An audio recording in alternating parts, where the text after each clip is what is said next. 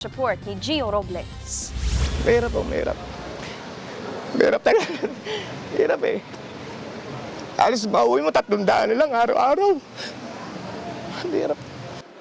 Napaiyak na si Mang Ruel Hornalo sa sitwasyon nilang mga jeepney driver matapos ang panibagong halos 20 pesos na taas presyo sa petrolyo.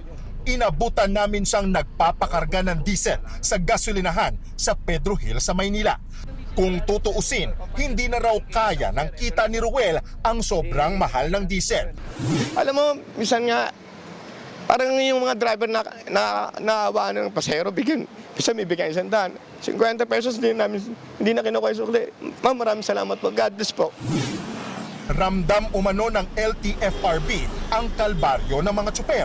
Kaya sa April 15, aarangkada na ang pagbabalik ng Service Contracting Program o yung pangongontrata sa mga tradisyonal at modern jeepney sa buong bansa.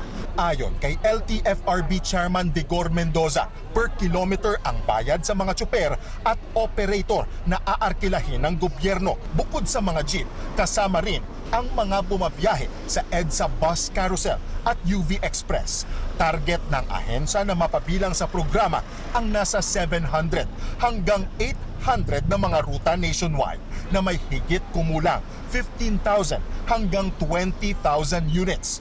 800 million pesos ang pondo na mula sa General Appropriations Act for 2026.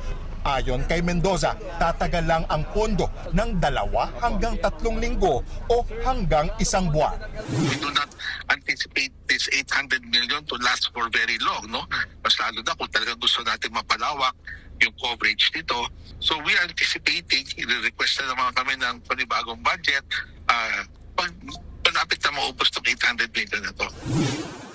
Sa ilalim ng programa, papayagan pa rin ang mga tsuper na mangolekta ng pamasahe sa mga commuter. They are allowed to collect also yung transport fares, no? Okay.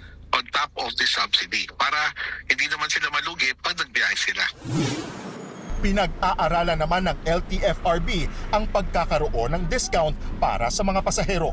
Pabor naman dyan ang grupong Pasang Mazda. Dahil nga po sa nangyayari nga na talagang bumibiyahe tayo ng kulang ang pasaheros, na talagang halos break-even lang po doon sa mga pambayad ng pasahero para kumita ng konti. Nagbabalita mula sa Frontline, Gio Robles, News 5. Mga kapatid, Nikki de Guzman po. Para sa pasada ng mga rumaratsyadang balita, mag-follow at mag-subscribe na sa social media pages ng News 5.